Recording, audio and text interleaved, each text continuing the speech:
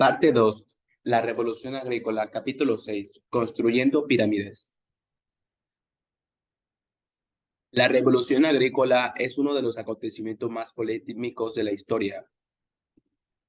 Algunos partidarios proclaman que puso a la humanidad en el camino de la prosperidad y el progreso. Otros insisten que la llevó a la perdición. Fue el punto de inflexión, dicen, en el que los sapiens se desprendieron de sus símbolos íntimos con la naturaleza y salieron corriendo hacia la codicia y la alienación.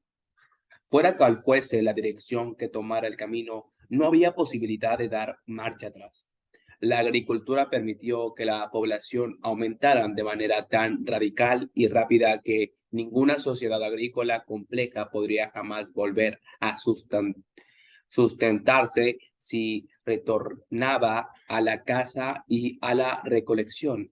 Hacia el año 10.000 antes de Cristo, antes de la transición a la agricultura, la tierra era el hogar de unos 5 a 8 millones de cazadores-recolectores nómadas. En el siglo I después de Cristo, solo quedaban de 1 a 2 millones de cazadores-recolectores.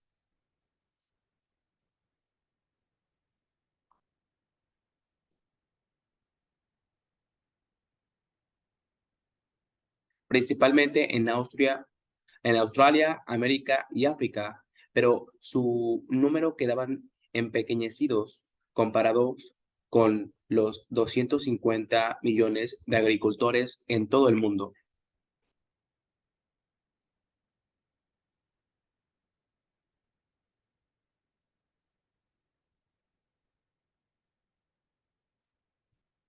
La inmensa mayoría de los agricultores vivían en poblados permanentes y solo unos pocos eran pastores nómadas. El hecho de establecerse hacia que el territorio de la mayoría de las personas se redujera de manera espectacular. Los antiguos cazadores-recolectores solían vivir en territorios que ocupaban muchas decenas e incluso cientos de kilómetros cuadrados.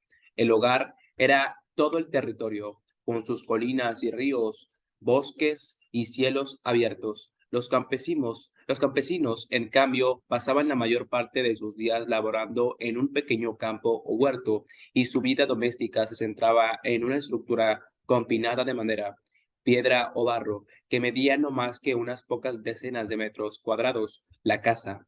El campesino medio desarrolló un apego muy fuerte a esta estructura.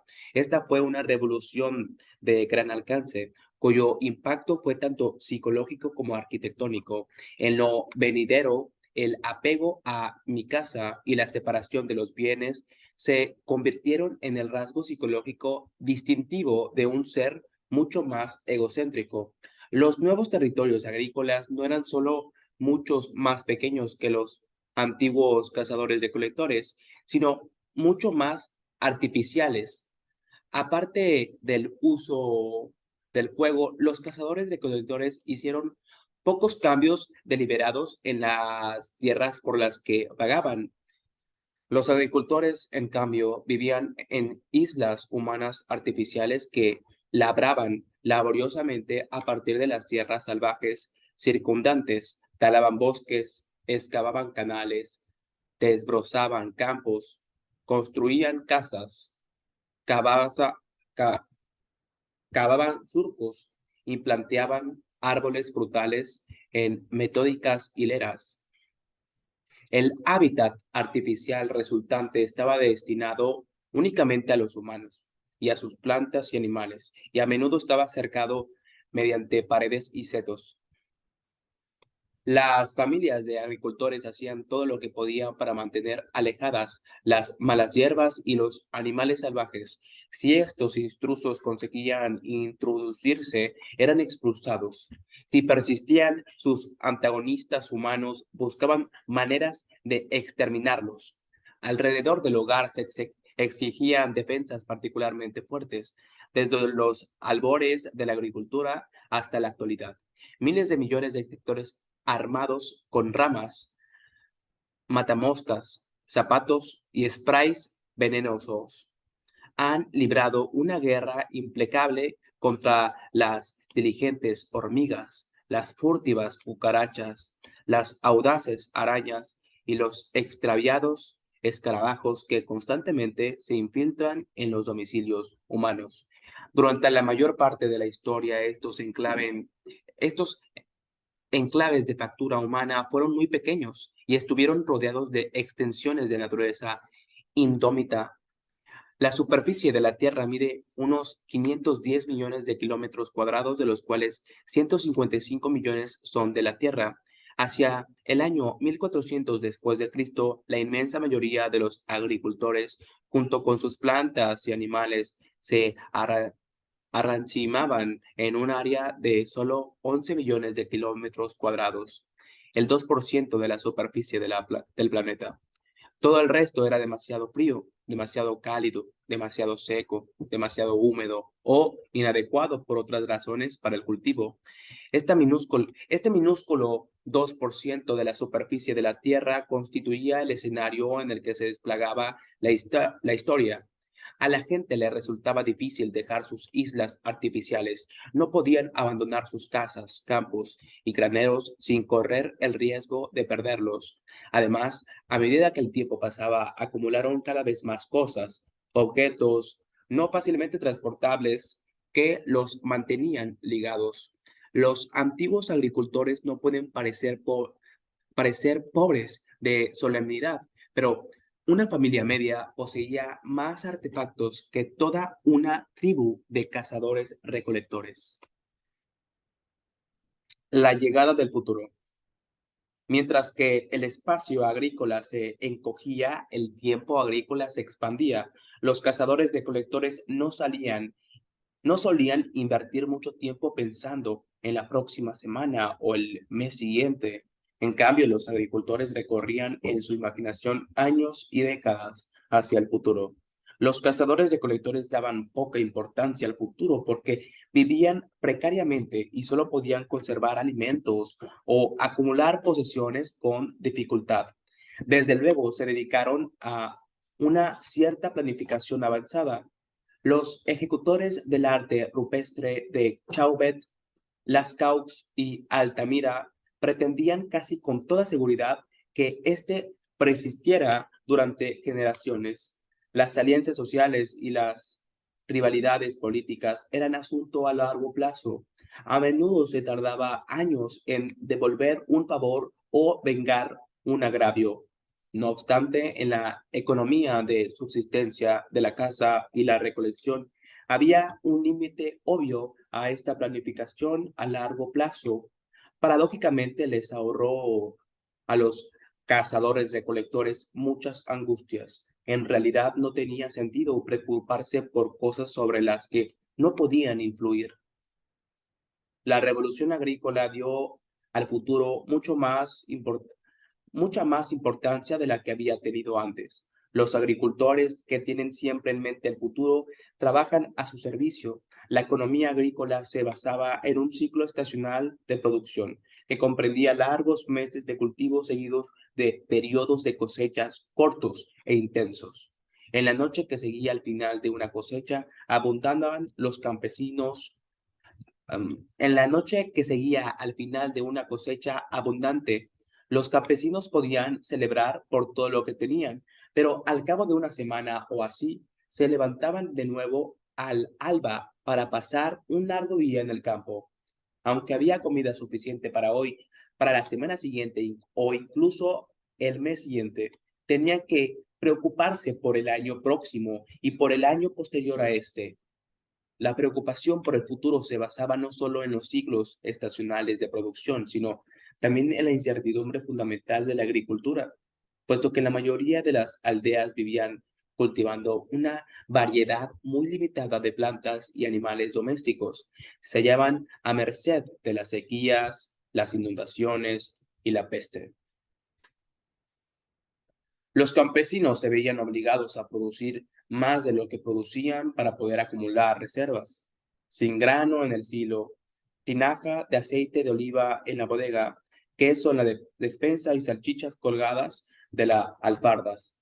Se morirían de hambre en los años malos. y los años malos llegarían más tarde o más temprano. Un campesino que viviera creyendo que no vendría un año malo, no bebería mucho. En consecuencia, desde la aparición de la agricultura, las preocupaciones por el futuro se convirtieron en actores principales en el teatro de la mente humana. Allí donde los agricultores dependían de la lluvia para regar sus campos, el inicio de la estación de la lluvia significaba que todas las mañanas los granjeros oteaban el horizonte, oliscaban el viento y forzaban la vista. ¿Era aquello una nube? ¿Llegarían las lluvias a tiempo? ¿Llovería lo suficiente? ¿Acaso las tormentas violentas arrastrarían las simientes de los campos y derribarían los plantones? Mientras tanto, en las valles de los ríos Eufrates, Indo y Amarillo, otros campesinos vigilaban con no menos ansiedad la altura del agua. Necesitaban que los ríos subieran con el fin de extender los fértiles sedimentos de la capa superficie de la tierra alta y que permitieran que sus extensos sistemas de irrigación se llenaran de agua, pero las crecidas excesivas o que llegaran en el momento inadecuado podían destruir sus campos, tanto como una sequía. Los campesinos se preocupaban por el futuro no solo porque tenían más motivos para preocuparse, sino también porque podían hacer algo al respecto. Podían desbrozar otro campo, excavar otra acequia y de irrigación, sembrar más plantas. El campesino, ansioso, era tan frenético y trabajaba tan duro como una hormiga agrícola en verano. Sudaba para plantar olivos cuyo aceite serían prensado por sus hijos y sus nietos, y dejaba para el invierno o el año siguiente los alimentos que le apetecía comer hoy. El esfuerzo vinculado a la agricultura tuvo consecuencias trascendentales. Fue el fundamento de sistemas políticos y sociales a gran escala. Lamentablemente, los dirigentes campesinos casi nunca consiguieron la seguridad económica futura que tanto ansiaban mediante su duro trabajo en el presente. Por todas partes surgían gobernantes y élites que vivían a costa de los excedentes de alimentos de los campesinos y que solo les dejaban con una mera subsistencia.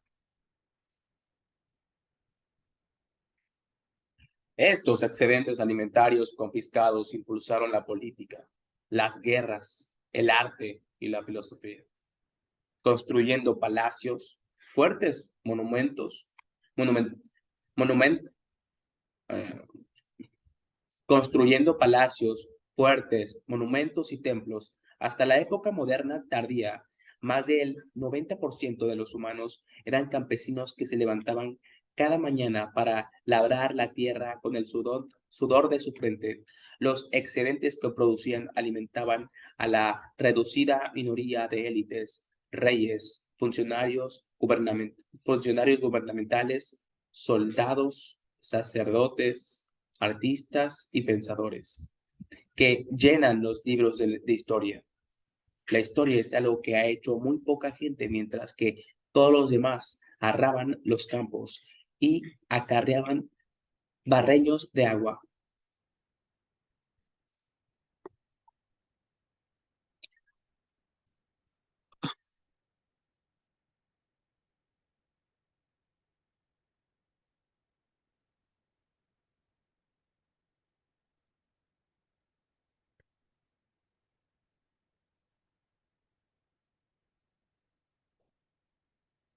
Un orden imaginado. Los excedentes de alimentos producidos por los campesinos junto con una nueva tecnología del transporte acabaron permitiendo que cada vez más gente se hacinara primero en aldeas grandes, después en pueblos y finalmente en ciudades, todas ellas unidas por nuevos reinos y redes comerciales. Sin embargo, para sacar partido de estas nuevas oportunidades, los excedentes de alimentos y el transporte mejorado no era suficiente. El simple hecho de que se pueda dar de comer a 1.000 personas en el mismo pueblo o a 1 millón de personas en el mismo reino no garantiza que puedan ponerse de acuerdo en cómo dividir la tierra y el agua. en cómo zanjar disputas y conflictos y en cómo actuar en épocas de sequía o de guerra. Y si no se puede llegar a ningún acuerdo, los conflictos se extienden, aunque los almacenes estén repletos. No fue la carestía de los alimentos lo que causó la mayor parte de las guerras y revoluciones de la historia.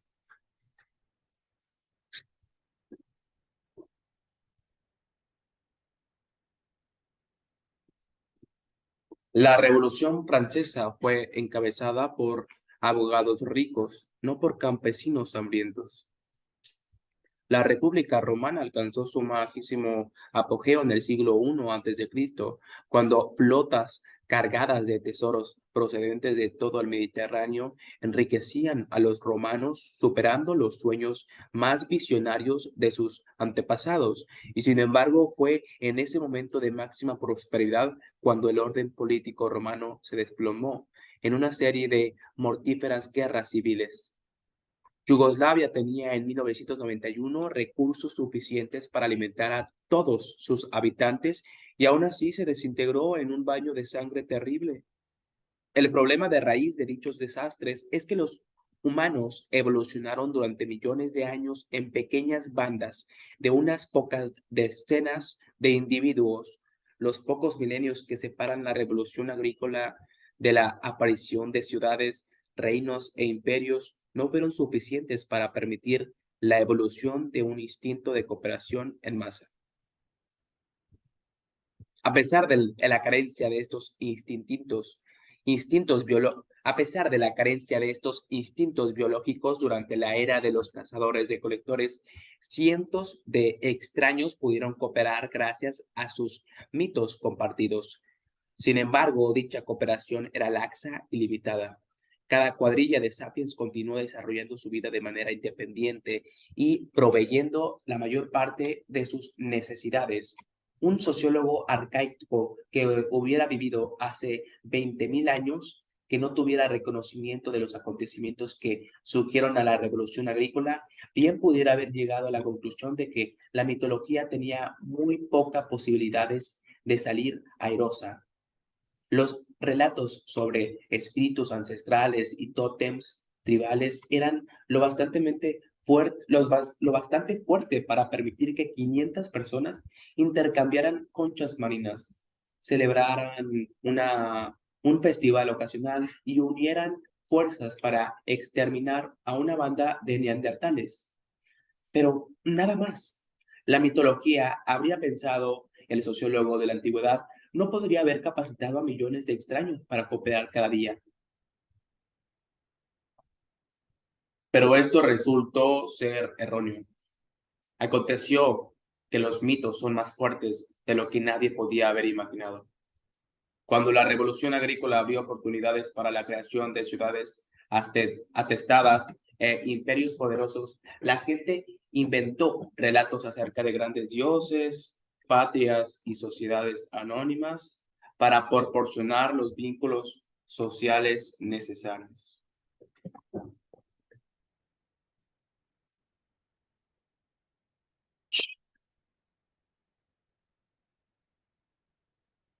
Aunque la evolución humana seguía arrastrándose a su paso usual de caracol, la imaginación humana construía asombrosas redes de cooperación en masa, distintas otras, a cualquiera, a cualquiera otras que se hubieran visto.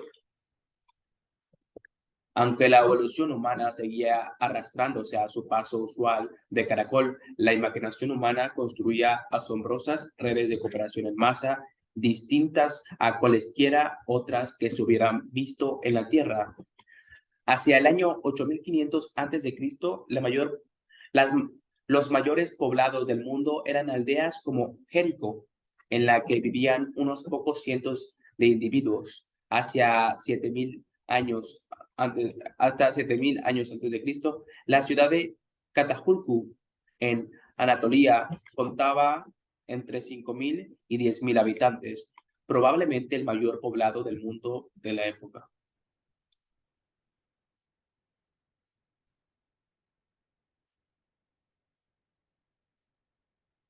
Durante el quinto y cuarto milenio antes de Cristo, en el creciente fértil surgieron ciudades con decenas de miles de habitantes y cada una de ellas dominaba sobre muchos pueblos de la inmediación. En 3100 antes de Cristo, todo el valle del Niño inferior que fue unificado en el primer reino egipcio.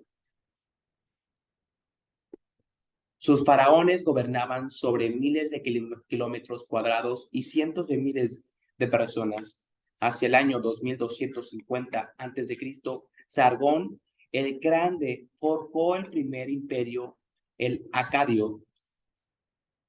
Se jactaba de tener 1 millón de súbditos y un ejército permanente de 5.400 soldados. Entre 1500 a.C., aparecieron los primeros megaimperios en Oriente Próximo. El imperio asirio tardío, el imperio asirio tardío, el imperio babilonio y el imperio persa gobernaban a varios millones de súbditos y mandaban a docenas de miles de soldados. En el año 221 a.C., la dinastía Qin unió China y poco después Roma unió la cuenca del Mediterráneo. Los impuestos recaudados a 40 millones de súbditos Qin pagaban un ejército permanente de cientos de miles de soldados y una compleja burocracia que empleaba a más de 100.000 funcionarios. En su cenit, el Imperio Romano recaudaba impuestos de hasta 100 millones de súbditos. Estos ingresos financieros, esos ingresos financiaban un ejército permanente de 250 a 500.000 soldados, una red de carretas que todavía se usaba 1500 años después,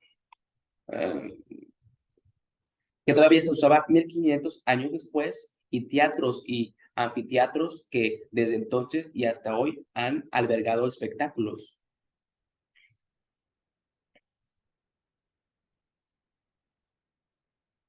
Sin duda es impresionante, pero no hemos de hacernos falsas ilusiones acerca de las redes de cooperación en masa que operaban en el Egipto de los faraones o en el Imperio Romano. Cooperación suena muy altruista, si bien no siempre es voluntaria y rara vez es igualitaria. La mayoría de las redes de cooperación humana se han organizado para la opresión y la explotación. Los campesinos pagaban las redes de cooperación iniciales con sus preciosos excedentes de alimentos y se desesperaban cuando el recaudador de impuestos eliminaba todo un año de arduo trabajo con un simple movimiento de su pluma imperial. Los famosos anfiteatros romanos solían ser construidos por esclavos para que los romanos ricos y ociosos pudieran contemplar a otros esclavos ensazarse en terribles combates de gladiadores. Incluso las prisiones y los campos de concentración son redes de cooperación y pueden funcionar únicamente porque miles de extraños consiguen coordinar de alguna manera sus acciones. Todas estas redes de cooperación, desde las ciudades de la antigua Mesopotamia hasta los imperios Qin y romanos, eran órdenes imaginados.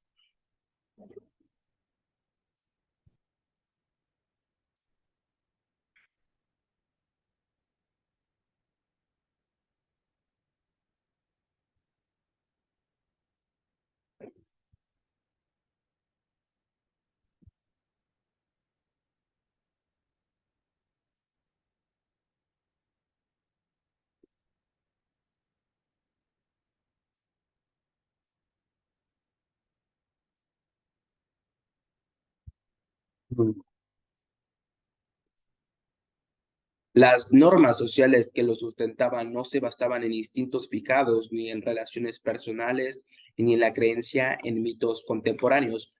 ¿Cómo pueden los mitos sustantear imperios enteros? Ya se han comentado uno de tales ejemplos, Peugeot. Examinaremos ahora dos de los mitos mejores conocidos de la historia. El Código de Hammurabi de aproximadamente 1776 a.C., que sirvió como manual de cooperación para cientos de miles de antiguos babilonios, y la Declaración de Independencia de Estados Unidos de 1776 después de Cristo, que en la actualidad todavía sirve como manual de cooperación para cientos de millones de americanos modernos. En 1776, años antes de Cristo, Babilonia era la mayor ciudad del mundo. El imperio babilonio era probablemente el mayor del mundo, con más de 1 millón de súbditos. Gobernaba la mayor parte de Mesopotamia, que incluía prácticamente todo el Irak moderno y parte de lo que hoy es Siria e Irán. El rey babilonio más famoso fue Hammurabi. Su fama se debe principalmente al texto que lleva su nombre, el Código de Hammurabi. Se trata de una colección de leyes y decisiones judiciales cuyo objetivo era presentar a Hammurabi como un modelo de rey justo, servir como base para un sistema legal más uniforme para todo el imperio babilonio y enseñar a las futuras generaciones qué es la justicia y cómo actúa un rey justo. Las generaciones futuras tomaron nota. La élite intelectual y burocrática de los antiguos de la antigua Mesopotamia canonizó el texto y los aprendices de escribas continuaron copiándolo mucho después de que Hammurabi muriera y su imperio se desmoronara. Por lo tanto, el código de Hammurabi es una fuente para comprender el ideal de orden social de los antiguos mesopotámicos. El texto se inicia diciendo que los dioses Anu, Enlil y Marduk, las principales deidades del panteón mesopotámico, designaron a Hammurabi para que la justicia prevaleciera en la tierra, para abolir a los inicios y a los malos, para impedir que los fuertes oprimieran a los débiles. A continuación cita unos 300 sentencias, siguiendo la fórmula: si ocurre tal y cual cosa, esta es la sentencia. Por ejemplo, la sentencia 196 a 199 y 209 a 214 rezan lo siguiente: si un hombre superior deja tuerto a otro hombre superior, lo dejarán tuerto. Si le rompe el hueso a otro superior, que le rompan el hueso. Si deja tuerto a un plebeyo o le rompe un hueso a un plebeyo, pagará 60 siclos de plata. Si deja tuerto al esclavo de un hombre superior o le rompe un hueso al esclavo de un hombre superior, pagará la mitad del valor del esclavo en plata. Si un hombre superior golpea a una mujer de clase superior y así le provoca que aborte su feto, pagará 10 ciclos de plata por su feto. Si esa mujer muere, que maten a la hija del hombre. Si es a la hija de un plebeyo a quien le causa, le, a quien le causa a golpes, si es a la niña de un plebeyo a quien le causa a golpes la pérdida del feto, pagará 5 ciclos de plata. Si esa mujer muere, pagará 30 ciclos de plata. Si golpea a la esclava de un hombre superior y le provoca así el aborto de su feto, pagará 2 ciclos de plata. Si esa esclava muere, pagará 20 ciclos de plata. Después de listar sus sentencias, Hammurabi vuelve a declarar que estas son las justas decisiones de Hammurabi, el hábil rey. He establecido y por las que se ha dirigido la tierra a lo largo de la ruta de la verdad y del camino correcto de la vida.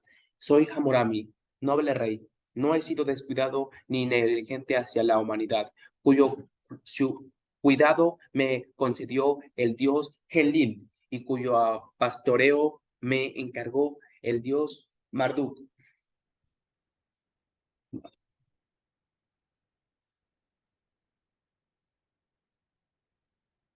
El código de Hammurabi Afirma que el orden social babilonio se basa en principios universales y eternos de justicia, dictados por los dioses. El principio de jerarquía es de importancia capital. Según el código, las personas se dividen en dos géneros y tres clases: personas superiores, plebeyos y esclavos. Los miembros de cada género y clase tienen valores diferentes. La vida de un plebeyo vale 30 ciclos de plata, mientras que el ojo de un plebeyo vale 60 siglos de plata. El código establece asimismo una jerarquía estricta en el seno de las familias, según el cual los niños no son personas independientes, sino propiedades de sus padres. De ahí que si un hombre superior mata a la hija de otro hombre superior, la hija del homicidio es ejecutada como castigo. A nosotros nos puede parecer extraño que el homicida sigue impune mientras que su hija inocente es sacrificada. Pero a Hammurabi y a los babilonios esto les parece perfectamente justo. El código de Hammurabi se basaba en la premisa de que si todos los súbditos del rey aceptaban su posición en la jerarquía y actuaban en consecuencia, el millón de habitantes del imperio podrían cooperar de manera efectiva. Entonces, sus sociedades podrían producir alimentos suficientes para sus miembros, distribuirlo eficientemente, protegerse contra sus enemigos y expandir sus territorios con el fin de adquirir más riquezas y mayor seguridad. Unos 3.500 años después de la muerte de Hammurabi, los habitantes de 13 colonias británicas en Norteamérica sentían que el rey de Inglaterra los trataba injustamente.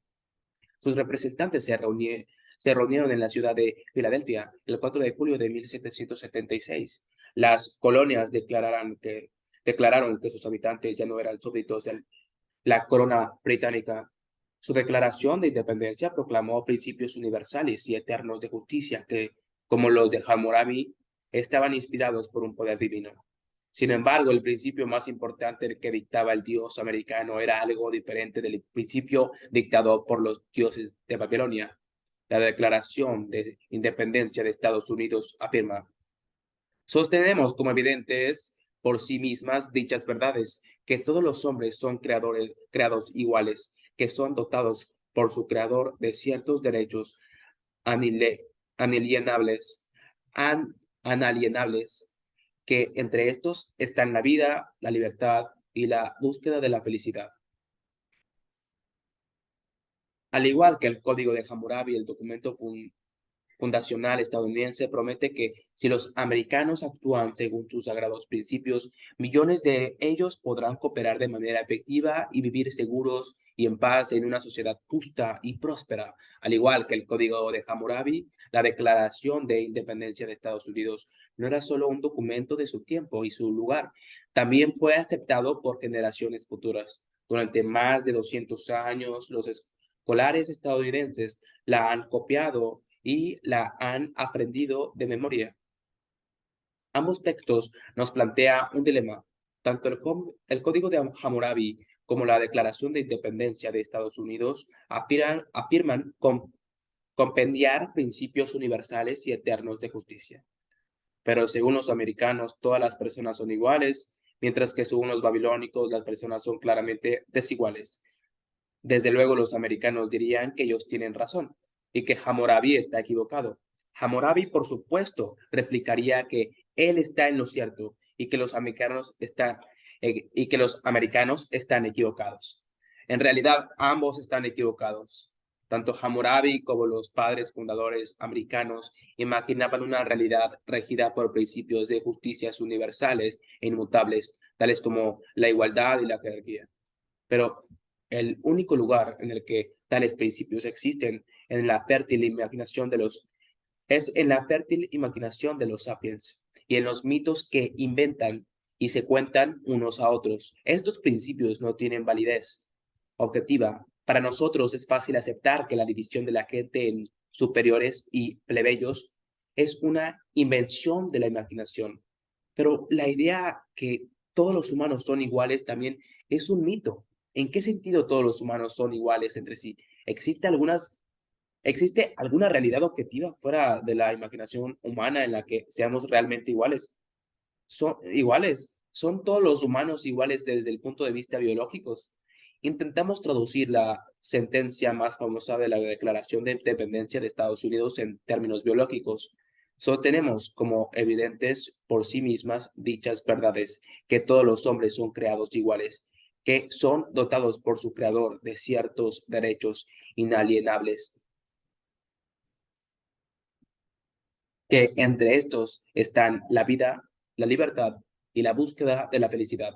Según la ciencia de la biología, las personas no fueron creadas, sino que han evolucionado y ciertamente no evolucionaron para ser iguales. La idea de igualdad se halla estrin- extri- extricable.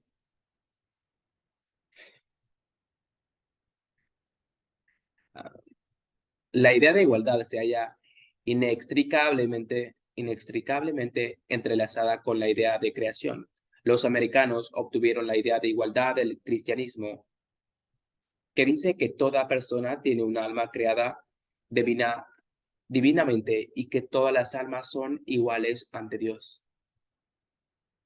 Sin embargo, si no creemos en los mitos cristianos acerca de Dios, la creación y las almas, ¿qué significa que todas las personas son iguales? La evolución se basa en la diferencia, no en la igualdad. Cada persona posee un código genético diferente y después su nacimiento se ha expuesto a diferentes influencias ambientales. Esto conduce al desarrollo de cualidades diferentes que llevan consigo diferentes probabilidades de supervivencia. Por lo tanto, creados iguales debería traducirse por evolucionados de manera diferente. Del mismo modo que las personas no fueron creados, tampoco según la ciencia de la biología existe un creador que las dote de nada. Solo existe un proceso evolutivo ciego, desprovisto de cualquier propósito, que conduce al nacimiento de los individuos.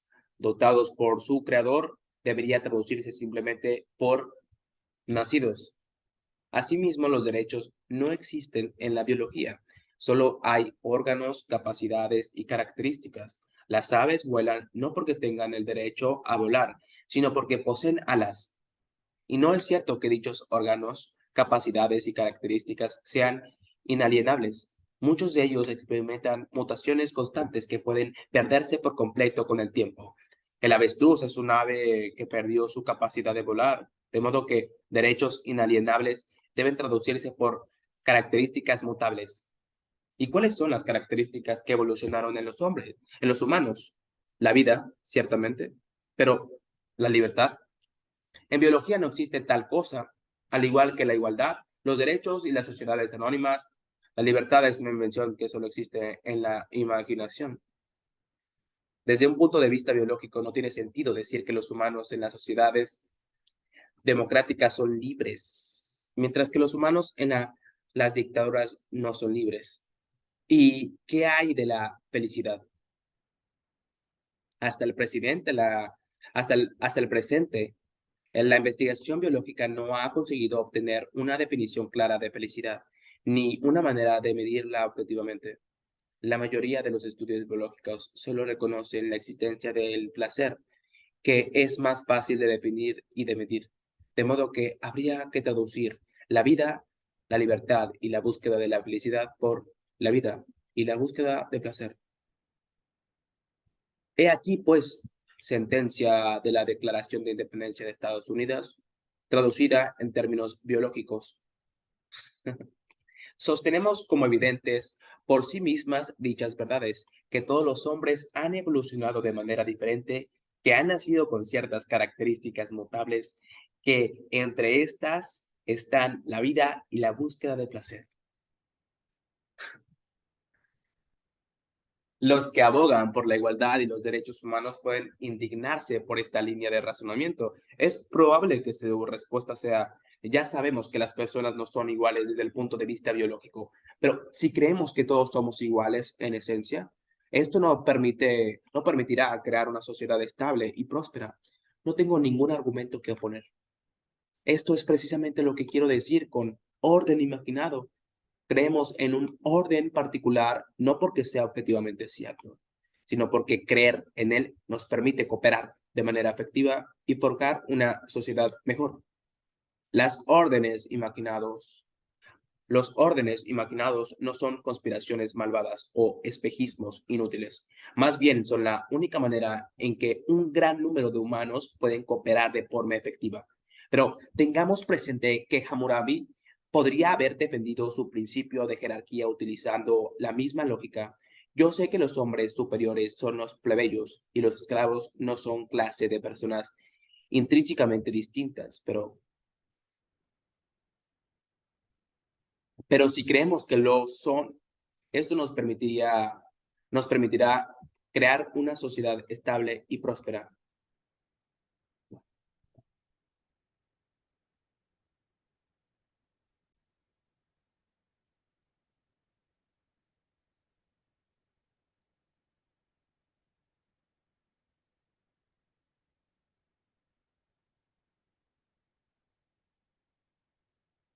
Verdaderos creyentes.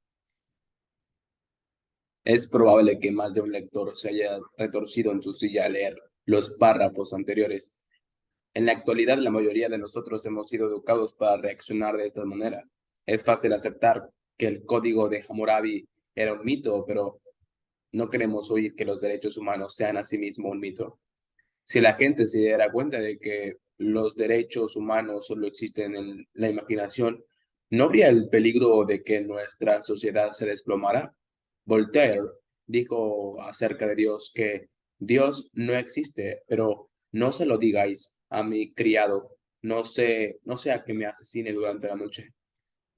Hammurabi habría dicho lo mismo acerca de su principio de jerarquía y Thomas Jefferson acerca de los derechos humanos. Homo sapiens no tiene derechos naturales, de la misma manera que las arañas, las hienas o los chimpancés no tienen derechos naturales. Pero no se lo digamos a nuestros criados, no sea que nos maten por la noche. Tales temores están bien justificados. Un orden natural es un orden estable. No hay ninguna probabilidad de que la gravedad deje de funcionar mañana, aunque la gente deje de creer en ella. Por el contrario, un orden imaginado se halla siempre en peligro de desmoronarse, porque depende de mitos, y los mitos se desvanecen cuando la gente deja de creer en ellos. Con el fin de salvaguardar un orden imaginado, es obligado realizar esfuerzos continuos y tenaces, algunos de los cuales derivan en violencias y coerción. Los ejércitos, las fuerzas policiales, los tribunales y las prisiones trabajan sin cesar, obligando a la gente a actuar de acuerdo con el orden imaginado.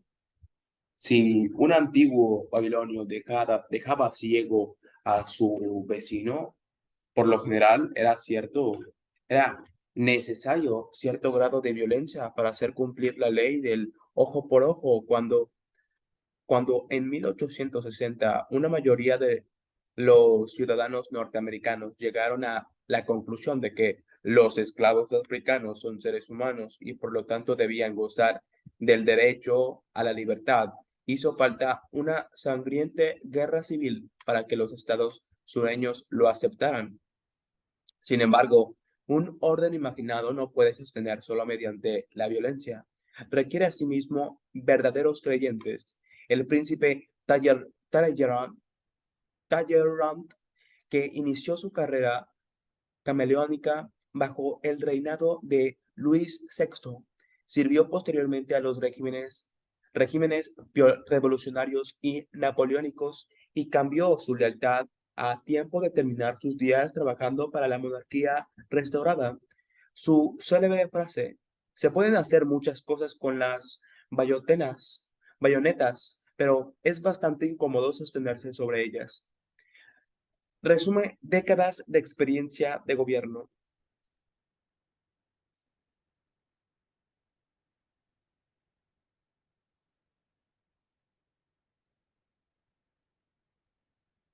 Un único sacerdote suele hacer el trabajo de 100 soldados y de manera mucho más barata y eficiente.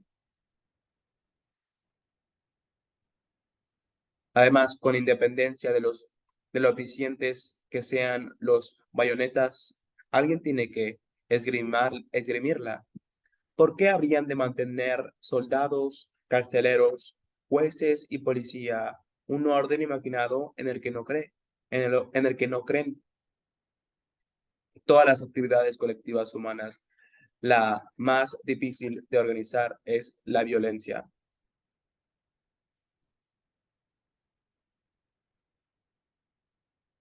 Además, con independencia de lo eficientes que sean las bayonetas, alguien tiene que esgrimirlas.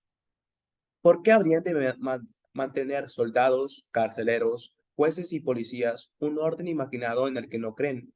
De todas las actividades colectivas humanas, la más difícil de organizar es la violencia. Decir que un orden social se mantiene mediante la fuerza militar plantea inmediatamente la cuestión: ¿qué mantiene el orden militar?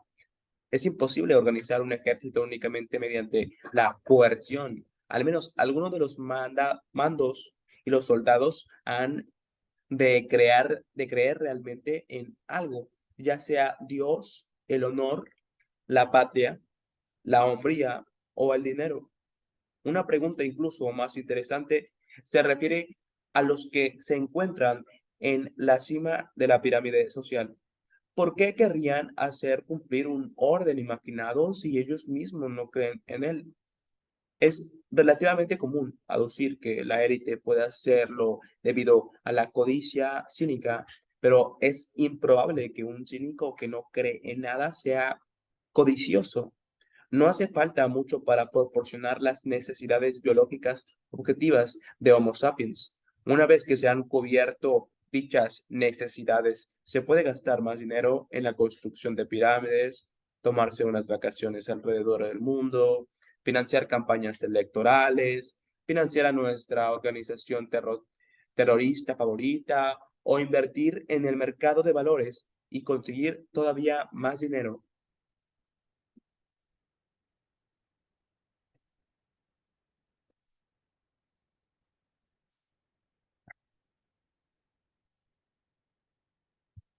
Todas ellas actividades que un verdadero cínico encontraría absolutamente sin sentido. Diógenes, el filósofo griego que fundó la escuela cínica, vivía en una tinaja. Cuando Alejandro Magno visitó en una ocasión a Diógenes mientras éste se hallaba descansando al sol y le preguntó si había algo que pudiera hacer por él, el cínico contestó al poderosísimo conquistador: sí, hay algo que puedes hacer por mí. Por favor, muévete un poco a un lado, me tapas la luz del sol.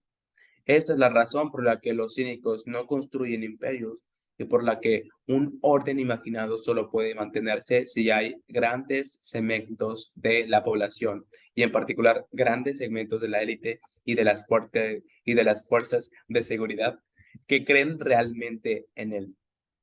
El cristianismo no habría durado 2000 años y la mayoría de los obispos y sacerdotes no hubieran creído en Cristo.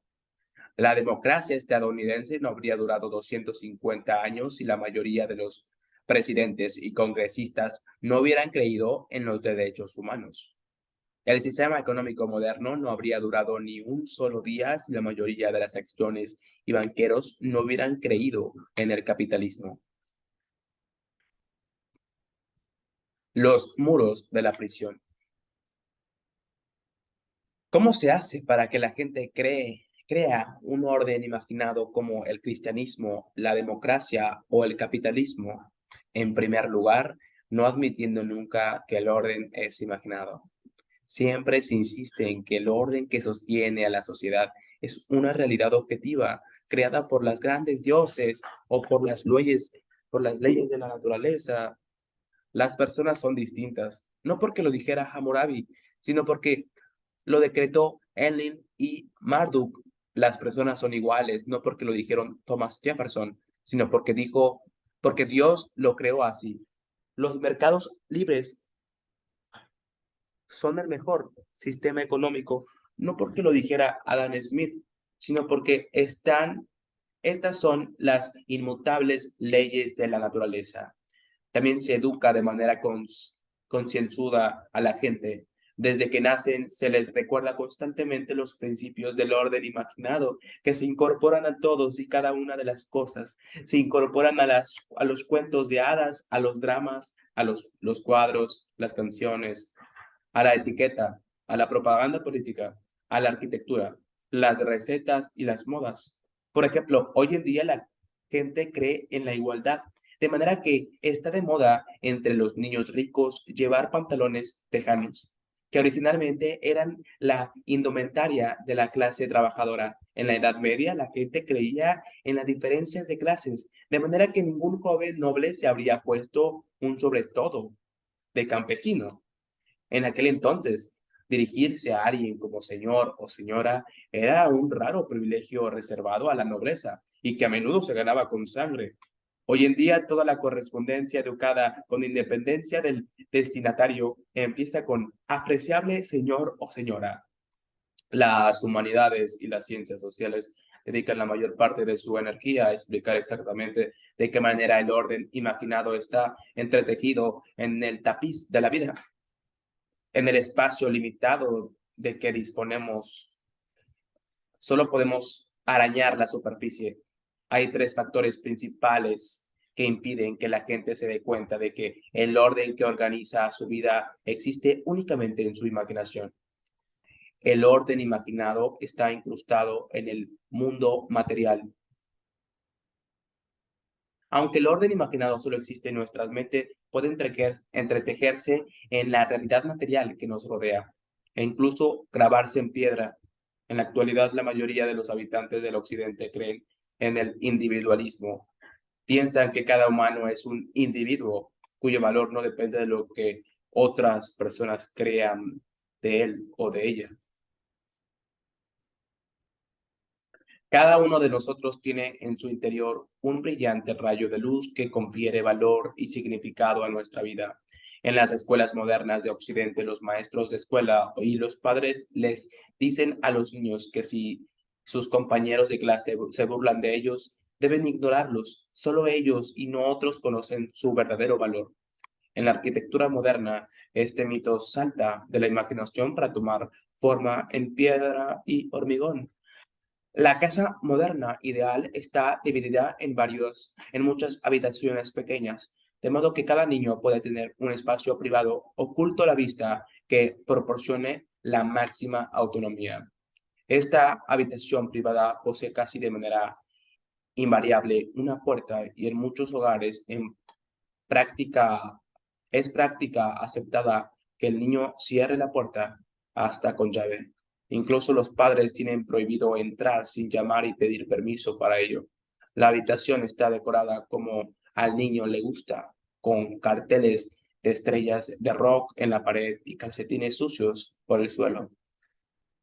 Quien crezca en un espacio así no puede hacer otra cosa que imaginarse que es un individuo cuyo verdadero valor emana de dentro y no de fuera. Los nobles medievales no creían en el individualismo.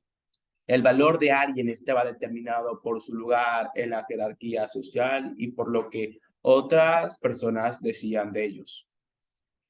Que se reirían de uno, que se rieran de uno era un grave ultraje. Los nobles enseñaban a sus hijos a proteger su buen nombre a cualquier precio. Como el individualismo moderno, el sistema de valores sociales medieval la imaginación, dejó la imaginación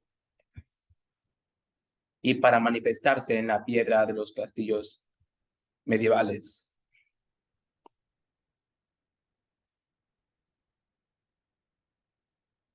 El castillo raramente contenía habitaciones privadas para los niños, ni para nadie.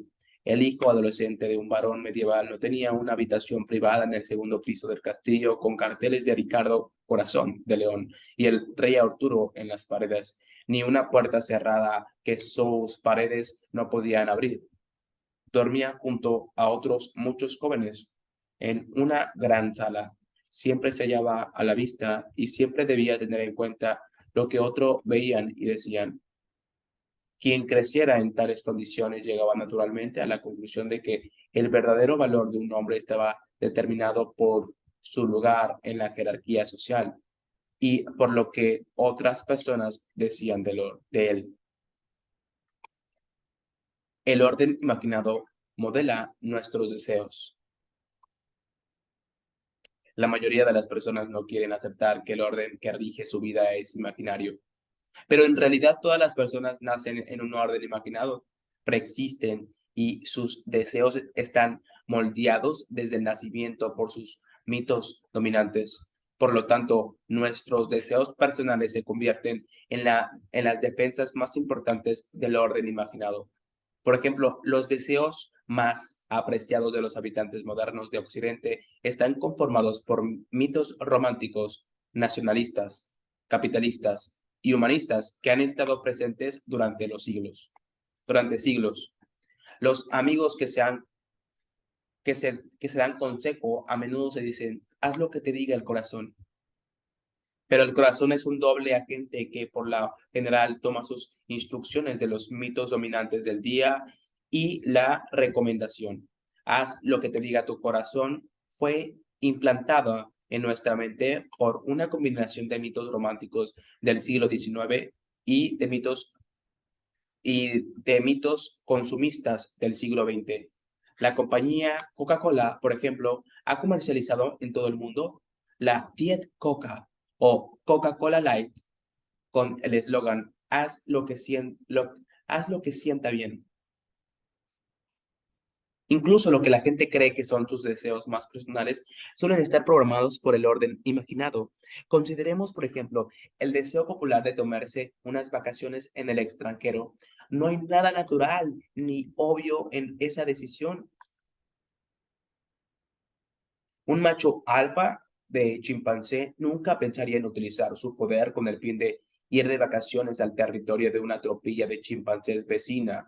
Los miembros de la élite del antiguo Egipto buscaban su fortuna construyendo pirámides y momificando sus cadáveres, pero ninguno de ellos pensaba en ir de compras a Babilonia o en pasar unas vacaciones esquiando en Fenicia.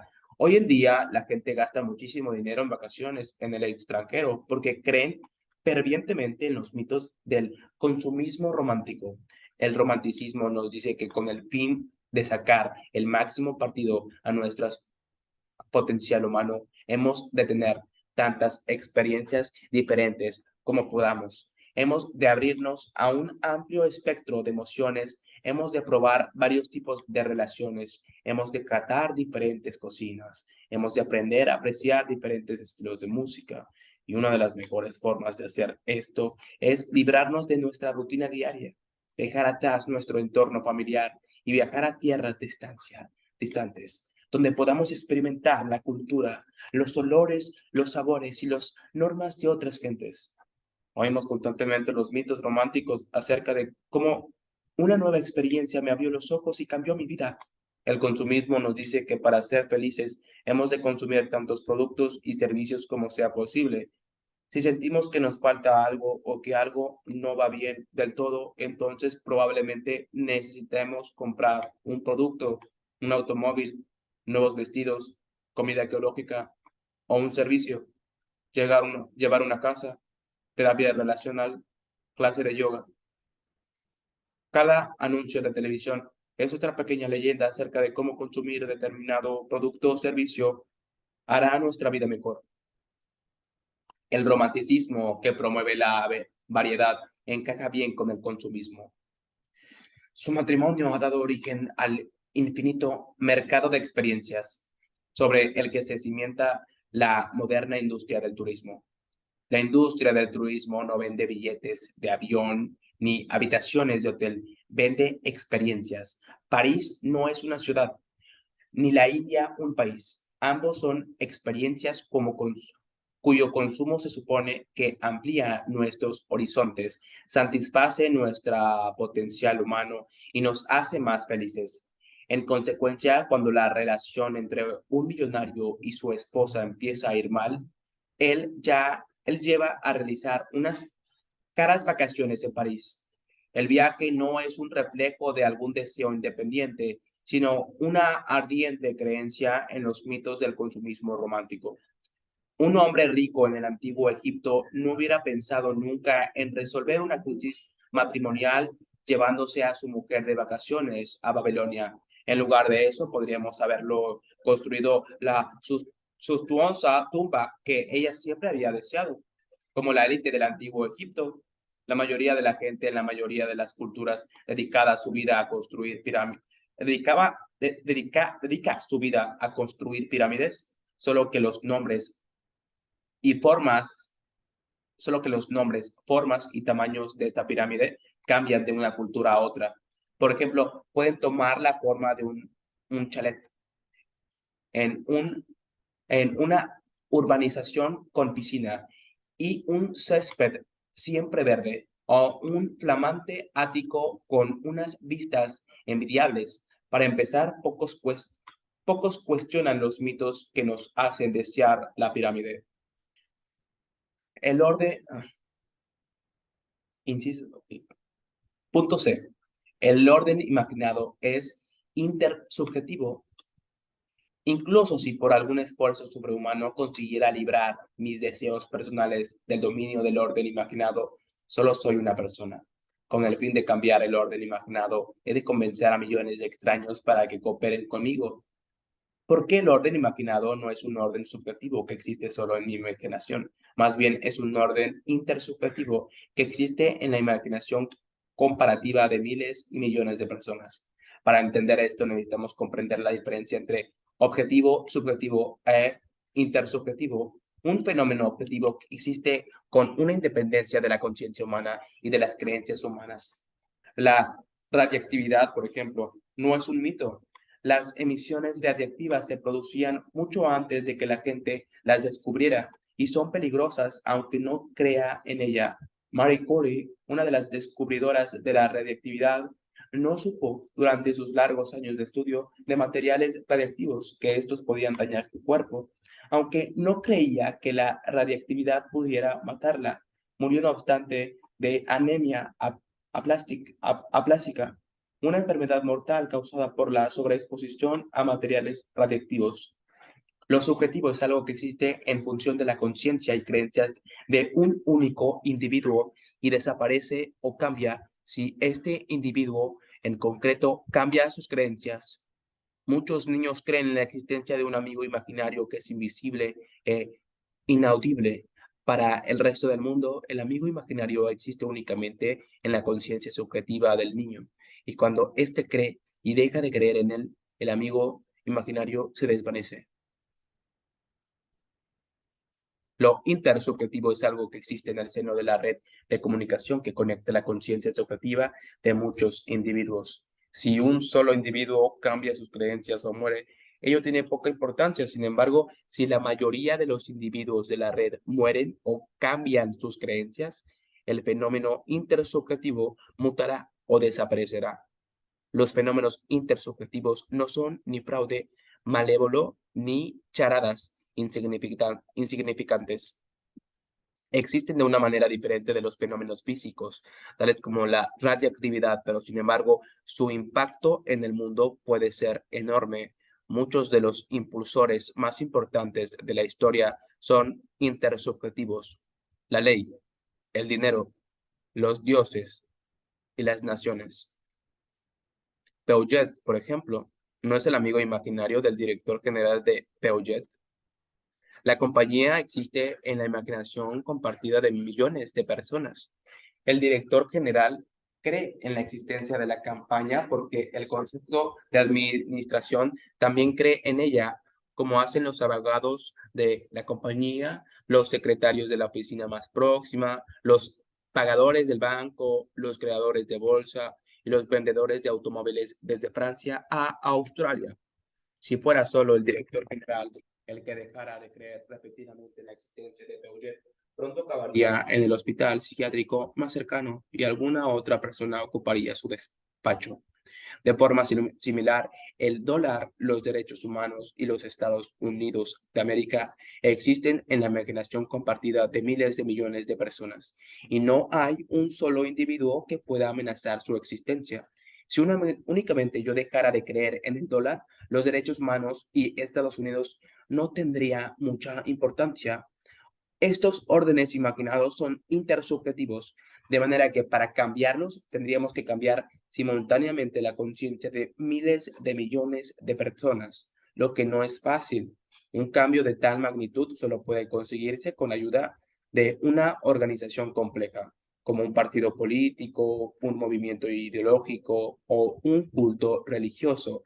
Sin embargo, con el fin de establecer estas organizaciones complejas, es necesario convencer a muchas personas para cooperar entre sí.